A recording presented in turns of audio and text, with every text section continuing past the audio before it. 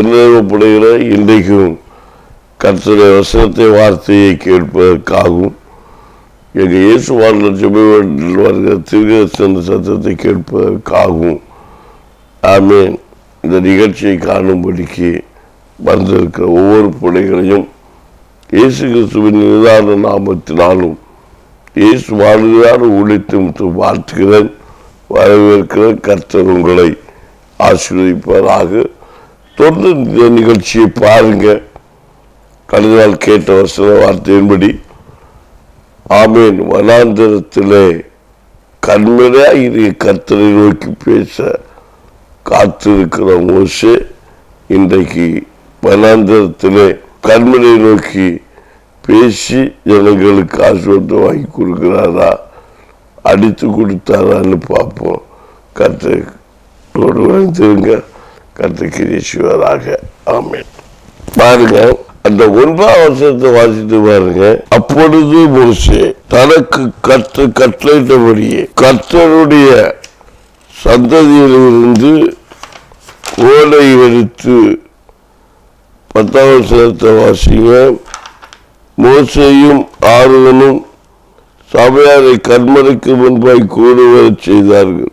ஆரோனும் சபையாரை கண்மலைக்கு முன்பாக கூடுவரச் செய்தார்கள். அப்பொழுது மோசே அவர்களை நோக்கி, கலகக்காரரே கேளுங்கள், உங்களுக்கு இந்த கண்மலையிலிருந்து நாங்கள் தண்ணீர் புறப்ப பண்ணுவோம் என்று சொல்லி. பாருங்க, அப்போ அவர் சொன்னாச்சு, கலகக்காரங்களேன்னு சொல்றார் இஸ்ரவேல் ஜனங்களை பார்த்து மோசே. நீங்க கலகம் பண்ணீங்க, ஆண்டாலும் உங்க கலகத்தை மன்னித்தார். நீங்க கோபம் விட்டுனீங்க, ஆனாலும் உங்க கோபத்தை அவர் சகித்து கொண்டார். அடுத்த வருஷத்தை வாசிங்க.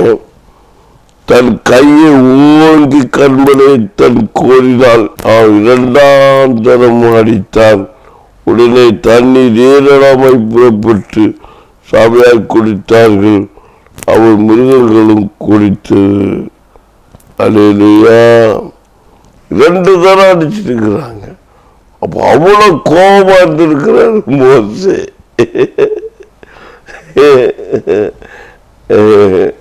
இதை நினைக்கும் போது, மோசே நினைக்கும் போது நான் என்னையும் நினைப்பேன். எனக்கு சபைக்கு வெளியே என்னுடைய விசுவாச மக்கள் போகும்போது அடிக்கடி சொல்ற கலக்கும்.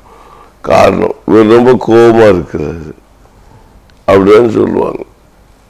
வேற நினைச்சு நான் 12 நாள் வண்டி இருக்கிறேன், ஆண்டோட்ட மண்டிட்டு இருக்கிறேன், மோங்குப்புறம் விழுந்து கிடக்கிறேன், என் தலையே அடிச்சிட்டு இருக்கிறேன். அதனால அந்த கோபம் என்னை விட்டு மாறவே இல்லை. ஏன்னா ஆட்டோட்ட மோங்குப்புறம் விழுந்து இருக்கிறேன். நீங்க மோசே விழுந்ததையா உங்களுக்கு தெரியும். நான் தேவனுடைய ஊழியக்காரன் உங்களுக்கு சொல்றேன், நான் எத்தனையோ நாள் முகங்குப்புறம் விழுந்து தலையை போட்டு அடிச்சு இருக்கிறது. ஏன் இந்த வார்த்தையை நல்லா புறப்பட பண்ணீங்க? ஏன் கோபமான வார்த்தை? எதற்கா? என் கை ஏன் இப்படி கிரியை நடப்பித்தது? பழைய அடிச்சுடுவேன் கோபத்தில். ஊழியக்காரர்கள் செய்யக்கூடாத காரியங்களை நான் சில வேலை செய்கிற நிமித்தம் சில ஆசீர்வாதம் நான் இழந்து போயிருக்கிறேன். ஆனாலும் ஆண்டவரோடு பேசுவேன் போது அவனை கேட்பேன், ஆண்டவர் ஏன் இப்படி பண்ணீங்க? இல்லை, இவர்கள் கலக விட்டார்கள் என்று சொல்லி எனக்கு சில அவங்க செய்ய தவறுகளை கற்றனுக்கு பொறிப்படுத்தி தருவார். இவர்கள் நீ வைத்திருந்தேயானால் ஊழியத்தில் சீர்கேடு உண்டாகும் என்று சொல்லி என்னுடைய ரகசியமே அதுதான். என்னை ஆண்டவர் நடத்தி கொண்டிருக்கிறார். என்னை கர்த்தர் பேசும்படிக்கு கர்த்தர் வைத்திருக்கிறார். நான் ஒரு நல்ல தெளிவுள்ள மணிமணியா பிரசங்கப்படுகிற ஒரு பிரசங்கி. இந்த வார்த்தை இப்படி என்னுடைய வார்த்தை மாறுவதற்கு காரணமே என்னை பொறுத்தவரை சொல்லி எனக்கு பெருமை தான் காரணம். அவ்வளவு சத்தியத்தை நிதானித்து பகிர்ந்து பிரசங்கம் பண்ணுகிறவன். நான் அவ்வளவுக்கு தூரம் அப்படியே வல்லமையாக அபிஷேகத்தோடு அனல் முற்றுகிற விதமாய் பேசுகிறேன். நான் இன்றைக்கு இவ்வளவு சோர்வுக்குள்ளாக நான் இருப்பதற்கு காரணமே கர்த்தருடைய கிருபை. நானே கர்த்தருடைய கருத்தில் பெற்றுக்கொண்ட காரியம். நான் கோபப்படக்கூடாது. ஆமென். ஆனாலும் கர்த்தருக்கு அனுமதிப்பதில்லை. எத்தனையோ முறை நான் கேட்டு பார்த்துட்டேன். மோசே திக்கு வாயுள்ள மந்தனாவு போல மாறினாலும் அதே போல நானும் மந்தனாவு போல பிடித்தவரை போல மாறிக்கொண்டிருக்கிறேன். அநேகர் நான் பேசும்போது நீங்க பேசுற வார்த்தை கேட்கவில்லைம்பாங்க. அநேகர் பேசும்போது உங்க வார்த்தையை சேர்க்காமன் என்ன இல்லை தெளிவில்லைம்பாங்க. ஆனா என்னுடைய பார்வைக்கு நான் தெளிவாக பேசுறது போல் இருக்கிறது. நான் தெளிவாய் நடக்கிறது போல் இருக்கிறது. அல்ல அவருடைய வார்த்தைக்கு தெளிவாய் தெரியவில்லை, தெளிவாய் கேட்கவில்லை. நான் அதை வேதனைப்படுவது உண்டு. அதன் காரணம் என்ன? ஆண்டவர் சொன்னார், நீ காப்பாற்றி பாலாவி பாவுட்டப்பா காதுள்ளவர் கேட்க கடவர்கள். உன்னை குறித்து பாடப்பட வேண்டாம். கர்த்தர் உன்னை உயர்த்துவது நிச்சயம். உன்னுடைய வார்த்தையில் வல்லமை உண்டு, வார்த்தையில் விடுதலை உண்டு. நீ அமைதலாயிரு என்று சொல்லி நான் ஆண்டவரிடத்தில் கதறி அழுது கேட்டுக்கொண்ட நிமித்தமாக என் வார்த்தைகள் கோபத்தை அடக்கி இன்று மந்தமாய் வைத்து கொண்டிருக்கிறார். நான் அதற்காக நன்றி செலுத்துகிறேன். கர்த்தருக்கு சுத்தமான மணிமணியான வார்த்தைகளின் வாயிலிருந்து புறப்பட பண்ணும்படிக்கு கர்த்தர் கிரியை செய்வாராக. தேவ பிள்ளைகளையும் நீ கர்த்தரால் கூடாத காரியம் ஒன்று கிடையாது. அதே சொல்லுவாங்க. சகோதரர் கூட இப்ப சொல்றாங்க, உங்க சகோதரி உங்களுக்கு எது வியாதி இருக்கிறது இல்லை என்றால் உங்களுக்கு நான் வார்த்தை இப்படி வராது, பேச்சு இப்படி வராது, தைராய்டு இருக்கலாம், அந்த வியாதி இருக்கலாம், இந்த வியாதி இருக்கலாம் என்று சொல்லிக் கொண்டிருக்கிறார்கள். நான் சொல்லுகிறேன், என் சரீரத்தில் எந்த வியாதியும் கிடையாது. அப்படி இருந்தாலும் அந்த பிசாசு என்னை மேற்கொள்ள அதிகாரம் கிடையாது. ஏன் வசனம் சொல்லுகிறது? விசுவாச வார்த்தை சொல்லுகிறான். விசுவாச வார்த்தையை சொல்லிக் கொண்டிருக்க வேண்டும். ஒரு மனுஷன் விசுவாசித்தால் அவருக்கு அது ஆகும். எனக்கு வியாதியே கிடையாது, நோ, அப்படிதான் ஒரு விசுவாசம் போல சொல்லணும். நான் எந்த வியாதியோடு வந்தாலும் முடியாதுன்னு சொல்ல எனக்கு நான் சொல்லவே மாட்டேன். அதனால குற்றப்படுத்தப்பட்டு நின்று இருக்கிறேன், குறைவுபடுத்தப்பட்டிருக்கிறேன். ஏன்னா வேற வசனம் சொல்லுகிறது, முடியாது என்று சொல்வதற்கு எனக்கு அதிகாரம் இல்லை. எனக்கு கூட இருக்கிறவங்க கூட என்னை குற்றப்படுத்துவாங்க. முடியாதுன்னா சொல்லி விட வேண்டியதான. ஆனா நான் எப்படி உடைக்கார முடியாது என்று சொல்ல முடியும்? அது அவர்களுக்கு புரியவில்லை. நான் முடியாது என்று சொன்னால் நான் மனுஷனா? நான் உடைக்காரனா? இயேசு எதையாவது முடியாது என்று சொன்னாலும் முடிவதும் முடியாததும் என்னுடைய கையில் இல்லை, அது கர்த்தருடைய கருத்தில் இருக்கிறது. பவுல் நட்டா அப்போது நீர் பாய்ச்சினா விளைச்சது கர்த்தர். அவர் கொண்டு வந்தாலும் இவர் கொண்டு வந்தாலும் சுகமாக்குவது சுபா அல்ல, கற்று. சுபா விசுவாச வார்த்தையை சொல்லுவதும் ஜெபிப்பது சுபாவுடைய கடமை. அதை ரட்சிப்பை கொடுப்பது கர்த்தருடைய கடமை. சுகத்தை கொடுப்பது கர்த்தருடைய கடமை. சுபா ஆசீர்வாதத்தை காண வேண்டும் என்றால், சுபா நன்மையை காண வேண்டும் என்றால் அங்கு கர்த்தர் கிரியை செய்ய வேண்டும். ஒரு மரம் கனியை கொடுக்க வேண்டும் என்றால் அது கர்த்தர் கொடுக்கிற கனி.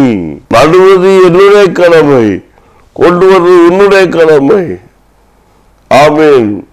விசுவாச வார்த்தையை சொல்வது உன்னுடைய கடமை.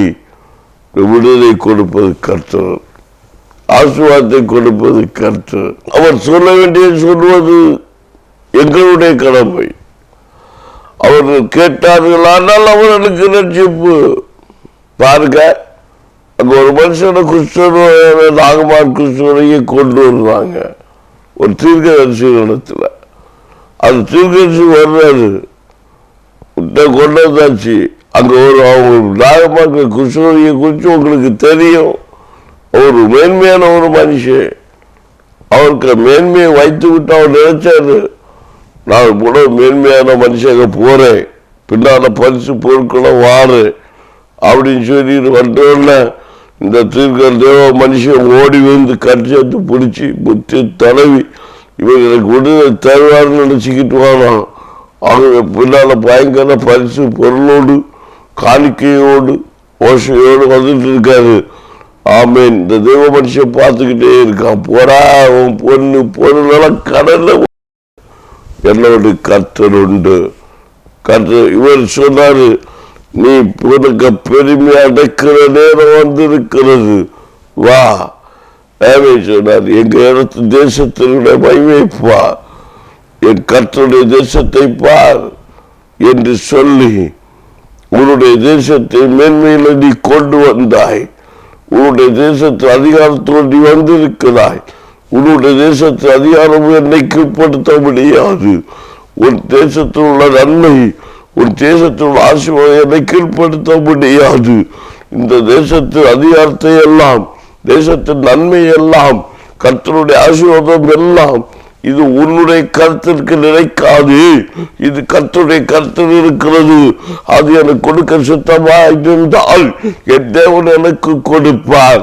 அவர் எனக்கு தர வேண்டிய எனக்கு தருவார். ஆனாலும் கர்த்தர் ஆவியை கொண்ட தெய்வ மனுஷன் இதெல்லாம் உன் பின்னாலும் வருகிறது. இது எனக்கு ஒன்றும் தேவையில்லை, உன்னுடைய ரட்சிப்பு தேவை. ஆகவே ரட்சகராகிய கர்த்தர் அவரை பார்த்து, தீர்க்கதரிசியை பார்த்து, உனக்கு சொன்ன தீர்க்க தரிசனம் என்ன? நீ போ, அந்த குளத்தில் 7 தரம் முங்கி எழும்பி போ. அவ்வளவுதான்.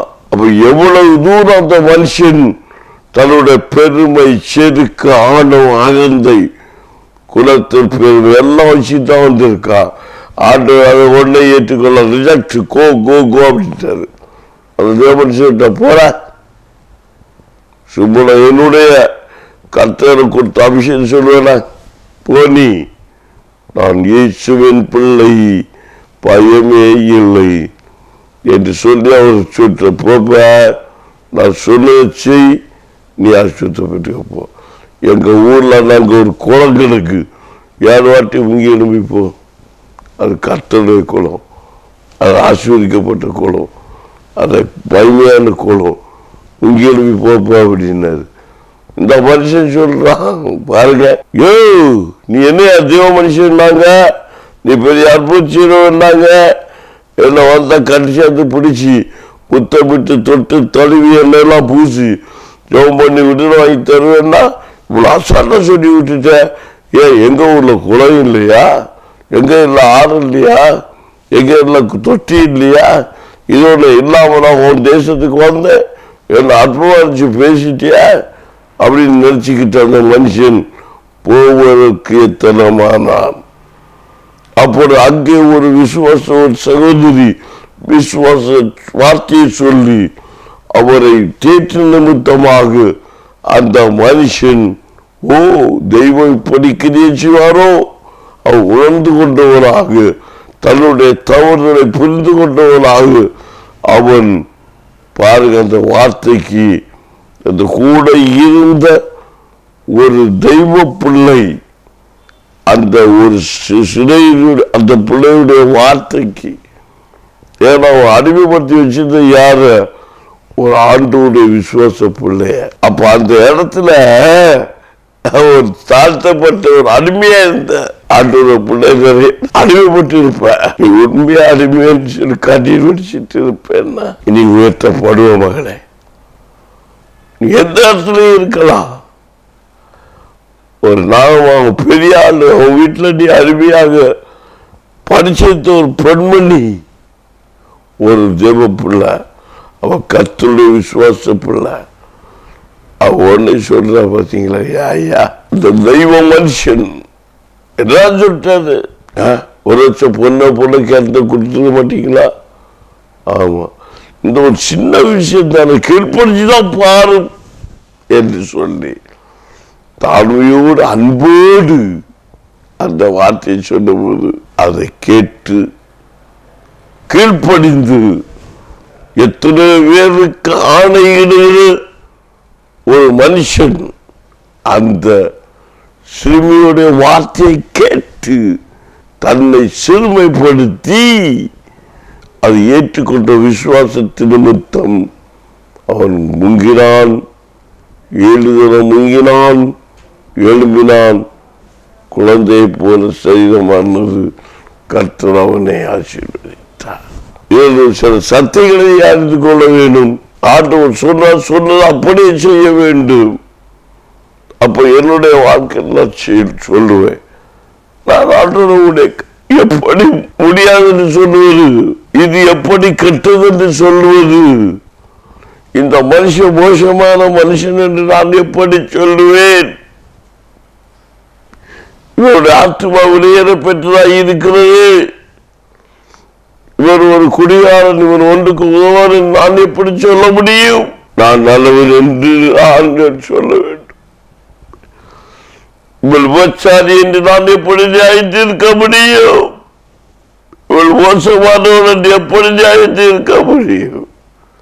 இல்லை, நல்லவள், இவன் நல்லவன் என்று நியாயம் தீர்த்துதானே நான் பேச வேண்டும். இதானே விசுவாச வாழ்க்கை. மோசே அப்படி செய்ய தவறு நிமித்தமாக பாருங்கள், பேசி என்று சொன்ன அந்த கண்மலையை அவன் அடித்தது நிமித்தம் அவன் பாலு தேன் ஓடுகிற கானானுக்குள்ளே போக முடியவில்லை.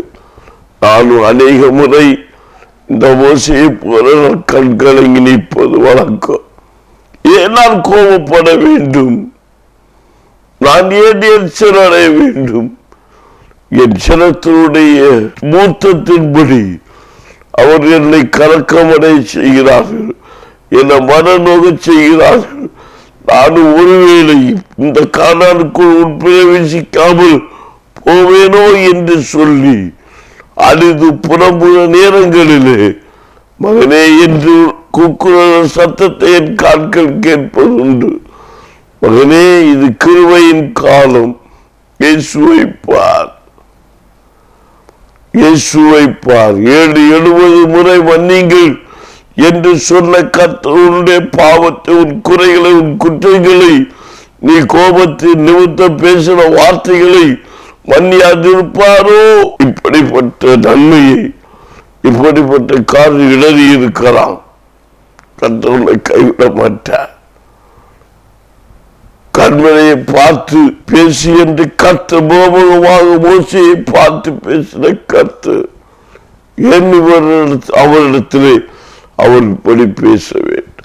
ஆண்டுடைய வார்த்தை கீழ்ப்படிய நிமித்தம். ஆனால் என் இயேசு கிறிஸ்து இதற்காக நான் பரிதவித்துக் கொண்டு என் ஜனம் அழிந்து போகக்கூடாது என்று சொல்லி அவர் இரத்தத்தை கிரயமாய் கொடுத்து அவருடைய ஆமத்தின் நிமித்தம் தேவ கிருபை பெற்ற பிள்ளை நீ பயப்படாது, ஆனாலும் அவருடைய வார்த்தை கீழ்ப்படிந்து நடக்க உள்ள ஒப்புக்கொடு.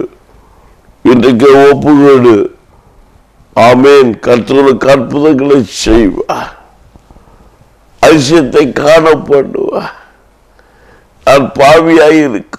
இயேசு கிறிஸ்து வந்தபோது அவரை பார்த்து 2 பேர் விண்ணப்பம் பண்ணு, ஆண்டவருடைய முகத்தை பார்த்து விண்ணப்பம் பண்ணினார்கள்.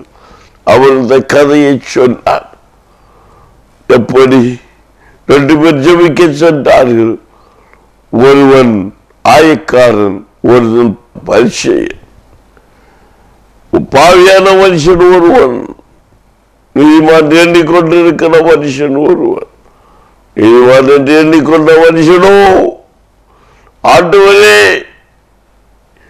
இவன் பரிகாரன், இவன் இப்படிப்பட்டவன் அப்படிப்பட்டவன் மாதிரி அல்ல, நான் தேவனுடைய பிள்ளை, உமக்கு கொடுக்கிறேன், உம்மை ஆராதிக்கிறேன், என்னுடைய ஜெபத்தை கேட்டு உம்முடைய முகத்தை எனக்கு வெளிப்படுத்தி உம்முடைய ஆசீர்வாதத்தை தாரும் என்று அவனும் கண்ணீரோடு நின்று கொண்டிருந்தான். ஆனாலும் இந்த பாவத்திலே மூழ்கி கிடக்க என்று சொல்லி அநேகனாலே குற்றம் சாட்டப்பட்ட அந்த ஆத்மாவும் அந்த மனுஷனும், ஆண்டவரே பாவியான மனுஷன், என் மேல் இரக்கமாயினும்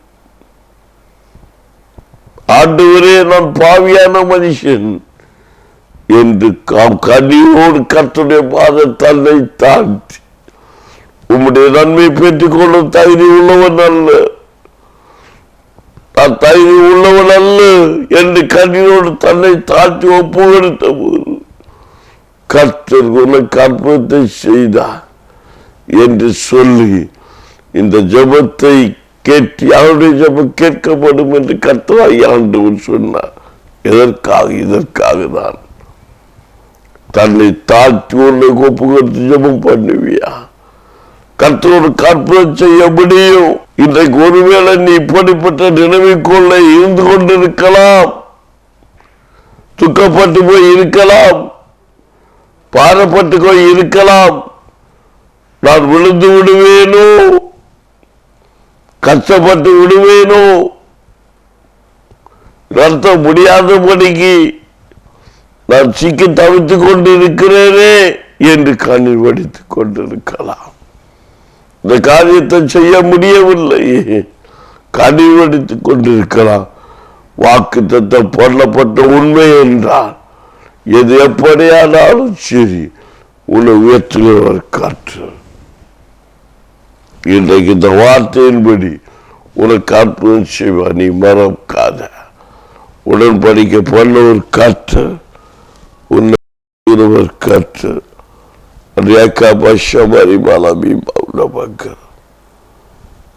ஆமீன்.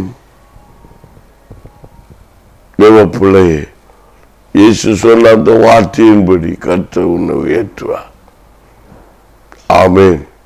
எந்த மனுஷனுடைய இடுக்கண்களுக்கும் எல்லாவற்றையும் நீங்களாக்கி உனக்கு ரட்சிப்பை தருகிற கர்த்தர் இந்த ஆண்டில் பால் தேடு ஓடுற காணாலை அறுவடையின் ஆண்டில் அறுக்கும்படிக்கு கர்த்தர் கிரியை செய்வாராக.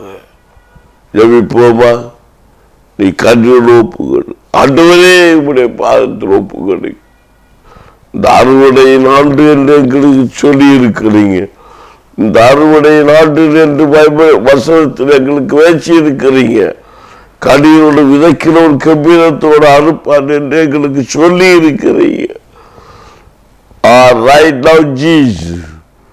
விதைக்கிற விதைக்க பிரதிபலனை நாங்கள் காண வேண்டுமா? கடியோடு இருக்கிறார்கள் என் பிள்ளைகள். இந்த தொலைக்காட்சி பெட்டிக்கு முன்பாக, இந்த நிகழ்ச்சிக்கு முன்பாக எங்க பிள்ளைகள் கண்ணீரோடு கூட பாதத்தை நீக்கிறாங்க. இவர்கள் அற்புதத்தை காண்பார்களாக, பிள்ளைகள் அற்புதத்தை காண்பார்களாக, பிள்ளைகள் ரட்சிப்பை காண்பார்களாக. குடி வெறியினாலும் விபச்சாரத்தினாலும் வேசித்தனத்தின் ஆவியால் பீடிக்கப்பட்டிருக்கிற பிள்ளைகள் ரட்சிப்பை காண்பார்களாக. திருமணத்தால் ஜெபிக்கிற பிள்ளைகள் நல்ல திருமண வைபவ நிகழ்ச்சிகளை காண்பார்களாக. குழந்தை பாக்கியத்துக்கு ஜெபிக்கிற பிள்ளைகள் குழந்தை பாக்கியத்தை பெற்றுக் கொள்வார்களாக. கடன் பார்த்துக்காக ஜெபிக்கிற பிள்ளைகள் கடன் பார்த்து விடுதலை பெற்றுக் கொள்வார்களாக. வியாதி நிமித்தம் துக்கப்படுகிற பிள்ளைகள், பலவீனத்தின் நிமித்தம் துக்கப்படுகிற பிள்ளைகள் விடுதலை காண்பார்களாக. சமாதானத்தை காண்பார்களாக, சந்தோஷத்தை காண்பார்களாக, ரட்சிப்பை காண்பார்களாக.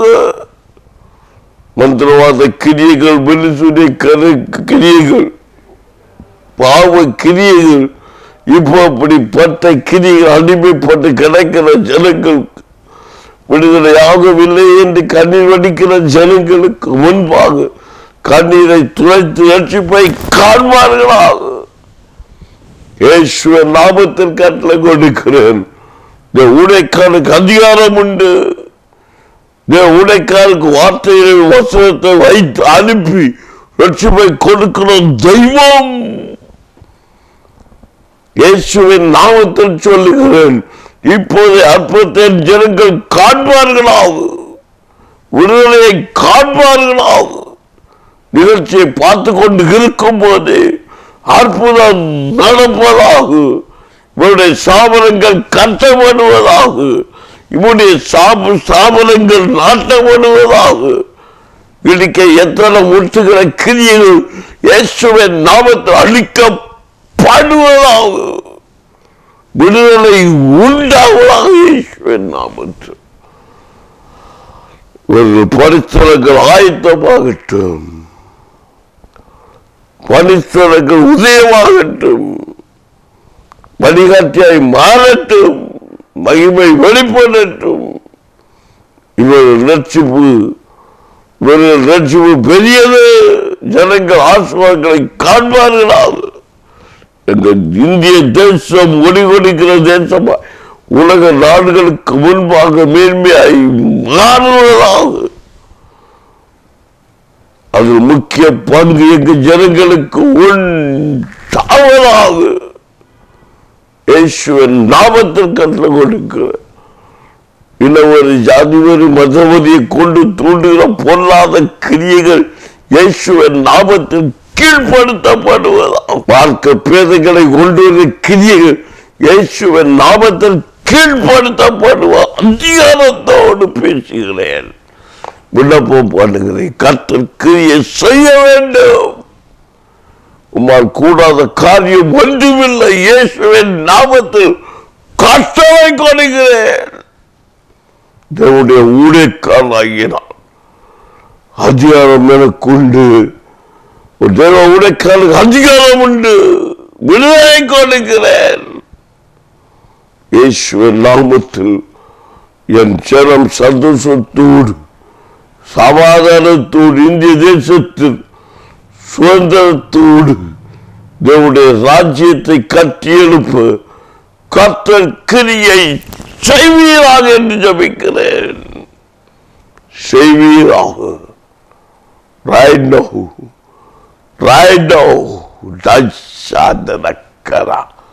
உறவக்கரம் இயேசு நாமத்தில் தெய்வ தூதர்கள் கற்றுக் கொடுக்கிறார். right now கபரியல் மிகவும் தூதர்கள் மோசைக்கு முன்பு நின்றது போல ஜாதி ஜனங்கள் மத்தியிலே முன்பாய் நின்று கர்த்தரை மகிமைப்படுத்த பிள்ளைகளை மேன்மைப்படுத்துவார்களாம்.